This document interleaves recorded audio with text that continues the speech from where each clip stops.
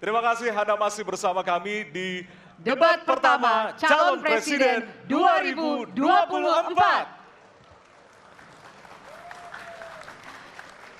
Hadirin, jika pada segmen sebelumnya pertanyaan dibuat oleh tim panelis, maka di segmen ini dan segmen selanjutnya pertanyaan murni dari para calon presiden. Jawaban pertanyaan akan ditanggapi oleh capres penanya untuk kemudian direspon kembali oleh calon presiden yang menjawab. Sebelumnya, kita undang kembali seluruh calon presiden untuk naik ke atas panggung. Kami persilakan Bapak untuk menuju ke panggung utama. Ya, dan untuk segmen ini, kesempatan pertama akan diberikan kepada calon presiden nomor urut 1 untuk bertanya kepada calon presiden nomor urut 2. Dan waktu Bapak 1 menit dimulai dari sekarang. Terima kasih. Pada tanggal 25, Pak Prabowo mendaftar ke KPU sebagai pasangan calon presiden, calon wakil presiden. Sesudah keputusan MK. Dan kemudian di MK dibentuk MK yang hasilnya mengatakan bahwa terjadi pelanggaran etika berat yang menyebabkan keputusan yang dibuat oleh MK secara etika bermasalah. Kemudian Bapak punya waktu sampai dengan tanggal 13 November. Karena di situ adalah waktu terakhir untuk mengambil keputusan bila ada perubahan. Sesudah Bapak mendengar bahwa ternyata pencalonan persyaratannya bermasalah secara etika, pertanyaan saya, apa perasaan Bapak ketika mendengar bahwa ada pelanggaran etika di situ? Baik, waktunya habis. Kami berikan kesempatan kepada calon presiden nomor urut 2 untuk menjawab selama 2 menit. Waktunya dimulai dari sekarang. Jadi Mas Anies ya memang suatu perkembangan politik itu ada beberapa segi perspektif ya. Jadi tim saya, para pakar hukum yang mendampingi saya menyampaikan bahwa dari segi hukum tidak ada masalah. Masalah yang dianggap pelanggaran etika sudah diambil tindakan dan keputusan ya waktu itu oleh pihak yang diberi wewenang. Kemudian sudah ada tindakan, dan tindakan pun itu masih diperdebatkan karena yang bersangkutan masih memproses. Tetapi intinya adalah bahwa keputusan itu final dan tidak dapat dirubah. Ya, saya laksanakan. Ya, dan kita ini bukan anak kecil, Mas Anies. Ya. Anda juga paham, ya. Sudahlah ya. Sekarang begini, intinya rakyat yang putuskan, rakyat yang menilai. Kalau rakyat tidak suka Prabowo dan Gibran, nggak usah pilih kami, saudara-saudara sekalian.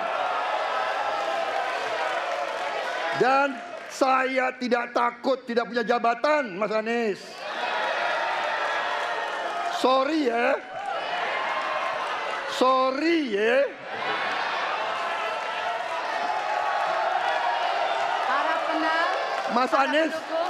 Mas Anies, saya tidak punya apa-apa. Saya sudah siap mati untuk negara ini. Baik. Waktu Anda habis, Bapak, dan selanjutnya kami persilakan kepada calon presiden nomor urut 1 untuk menanggapi jawaban dari calon presiden nomor urut 2. Waktu Bapak 1 menit. Dimulai dari sekarang. Fenomena ordal ini menyebalkan. Di seluruh Indonesia kita menghadapi fenomena ordal. Mau ikut kesebelasan ada ordalnya. Mau masuk jadi guru ordal. Mau daftar sekolah ada ordal. Mau dapat tiket untuk konser ada ordal. Ada ordal di mana-mana yang membuat meritokratik nggak berjalan. Yang membuat etika luntur. Dan ketika fenomena ordal itu bukan hanya di masyarakat, tapi di proses yang paling puncak terjadi ordal, maka rakyat kebanyakan, dan ini saya rasakan beberapa waktu yang lalu, beberapa orang guru berjumpa dengan saya dan mereka mengatakan, Pak, di tempat kami pengangkatan guru-guru itu mendasarkan ordal. Kalau tidak ada ordal, nggak bisa jadi guru, nggak bisa diangkat. Lalu apa jawabannya? Atasan saya bilang, wong yang di Jakarta aja pakai ordal, kenapa kita di bawah tidak boleh pakai ordal? Negeri ini rusak apabila tatanan itu hilang. Waktunya habis. Ya. Sekarang kami berikan kesempatan kepada calon presiden nomor urut 2 untuk menanggapi tanggapan dari calon presiden nomor urut 1. Waktunya 1 menit dari sekarang. Mas Anies. Dalam demokrasi, kekuasaan tertinggi ada di rakyat. Hakim yang tertinggi adalah rakyat. Tanggal 14 Februari, rakyat yang akan mengambil keputusan. Kalau kami tidak benar, salah, berkhianat, rakyat yang akan menghukum kami. Waktu masih ada, Bapak? Sudah cukup? Baik, terima kasih. Harap tenang hadirin, kita akan lanjutkan. Ya, kita akan lanjutkan. Dan untuk kesempatan ini kami berikan kepada calon presiden nomor urut 2 untuk bertanya kepada calon presiden nomor urut 3. Dan waktu Bapak 1 menit dimulai dari sekarang. Mas Ganjar punya pengalaman sebagai gubernur.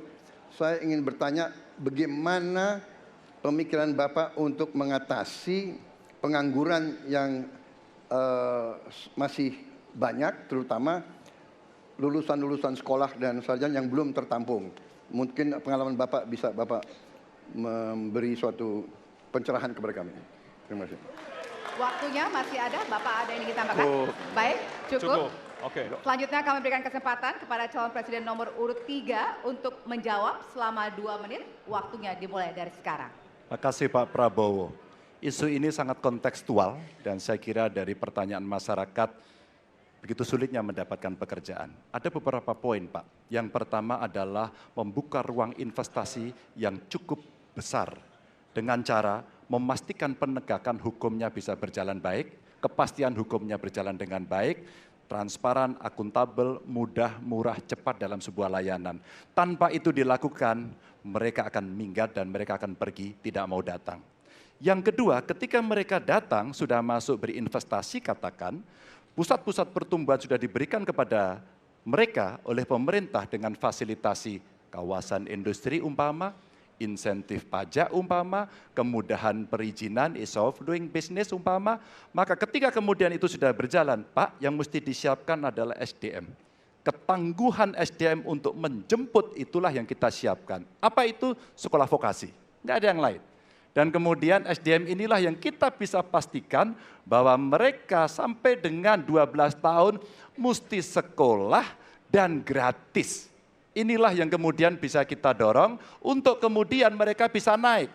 Ada juga tindakan afirmasi sekaligus untuk menurunkan kemiskinan adalah setiap satu keluarga miskin kita kasih kesempatan satu anaknya sampai ke perguruan tinggi.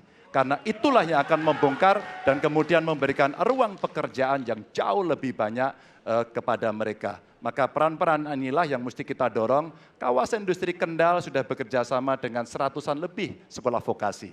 Kawasan industri di Batang sedang kita siapkan, bahkan kita bangunkan sekolah. Kerjasama antara pusat, provinsi, kabupaten menjadi begitu penting untuk memfasilitasi itu dan kemudian tugas kita mensosialisasikan untuk mereka bisa terlibat di dalamnya. Baik. Ya, waktu Anda habis Bapak dan kami persilakan kepada calon presiden nomor urut 2 untuk menanggapi jawaban dari calon presiden nomor urut 3. Waktu Bapak 1 menit. Saya senang mendengar jawaban itu. Berarti Bapak bisa mengakui prestasi pemerintah Jokowi dalam mengembangkan KEK semua, mendorong hilirisasi, menciptakan lapangan kerja, mengundang investor-investor ke Jawa Tengah untuk menciptakan pertumbuhan ekonomi yang bermutu dan berkelanjutan. Terima kasih. Ya. Waktunya masih ada, Bapak? Cukup. Cukup. Baik, selanjutnya kita berikan kesempatan kepada calon presiden nomor urut 3 untuk menanggapi tanggapan dari calon presiden nomor urut 2. Waktunya 1 menit dari sekarang. Pak Prabowo, terima kasih. Ketika kami merancang kawasan-kawasan industri dan bagaimana percepatan itu kita lakukan, kami duduk dengan para menteri, bahkan kami duduk dengan presiden. Kami punya pikiran yang sama dalam merancang ini karena kita ingin menjemput 2045 sebagai negara maju, negara unggul. Itu yang harus kita ciptakan. Maka ketika kemudian soal setuju tidak setuju, kami hampir 10 tahun. Bahkan proyek-proyek strategis nasional yang ada di Jawa Tengah, saya bereskan, Pak. Karena itu bentuk tanggung jawab kami sebagai wakil pemerintah pusat di daerah, dan kami tahu posisi itu agar kita berada dalam satu barisan menjemput keunggulan Indonesia di 2045. Masih ada waktu, Bapak? Cukup. Cukup? Baik. Ya, dan selanjutnya kita akan berikan kesempatan calon presiden nomor urut 3 untuk bertanya kepada calon presiden nomor urut 1. Dan waktu Bapak 1 menit dimulai dari sekarang. Mas Anies pernah menjadi gubernur ibu kota. Dan hari ini menjadi isu publik, saya barusan dari IKN. Mas Anies, dengan berbagai kondisi yang ada di Jakarta, traffic jam, orang bermigrasi, bagaimana polusi yang terjadi, saya pengen dapat statement yang clear dari Mas Anies. Apa pendapat Mas Anies ketika kemudian Indonesia sentris itu ingin dibangun, mimpi besar anak bangsa sejak presiden sebelumnya ingin dibangun untuk memindahkan ibu kota dari Jakarta ke IKN. Silakan.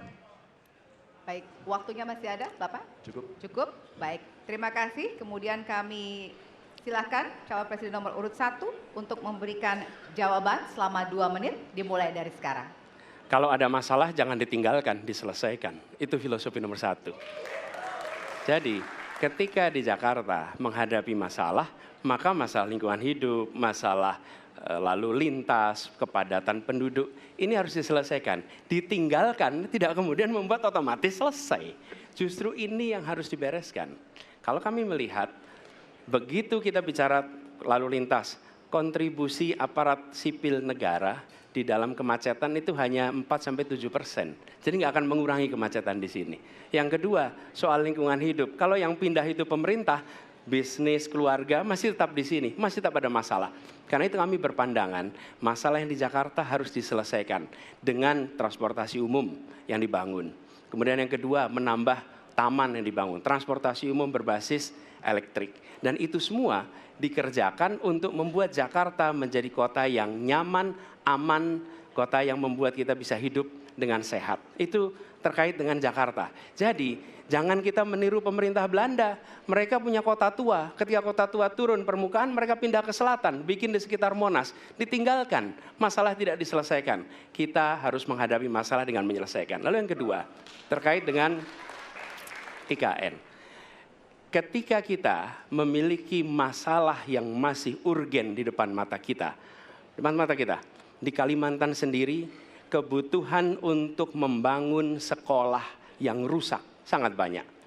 Membangun kereta api atau jalur tol antar kota di Kalimantan itu urgen. Yang merasakan dari uang itu siapa? Rakyat. Sementara yang kita kerjakan hanya membangun tempat untuk aparat sipil negara bekerja, bukan untuk rakyat dan bukan pusat perekonomian. Baik. Ya, waktu Anda habis dan kami persilakan kepada calon presiden nomor urut 3 untuk menanggapi jawaban dari calon presiden nomor urut 1. Waktu Bapak 1 menit, disilakan.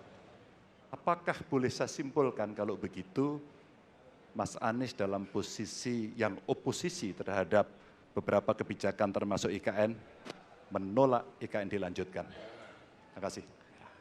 Cukup Waktunya? Bapak? Cukup. Baik. Baik, selanjutnya kami berikan kesempatan kepada calon presiden nomor urut 1 untuk menanggapi tanggapan dari calon presiden nomor urut 3. Waktunya 1 menit dari sekarang. Inilah salah satu contoh produk hukum yang tidak melewati proses dialog publik yang lengkap. Sehingga dialognya sesudah jadi undang-undang. Dan ketika dialognya sudah undang-undang, siapapun yang kritis dianggap oposisi, siapapun yang pro dianggap pro pemerintah. Kenapa? Karena tidak ada proses pembahasan yang komprehensif yang memberikan ruang kepada publik. Ini negara hukum, bukan negara kekuasaan. Dalam negara hukum, berikan ruang kepada publik untuk membahas sebuah peraturan sebelum dia ditetapkan. Tapi ini nada-nadanya seperti negara kekuasaan, di mana penguasa menentukan hukum. Dan kemudian dari situ kita berdebat pro kon. Kami melihat ada kebutuhan-kebutuhan urgen yang dibangun untuk rakyat. Kalau hari ini kita belum bisa menyiapkan pupuk lengkap, tapi pada saat yang sama kita membangun sebuah istana untuk presiden, di mana rasa keadilan kita?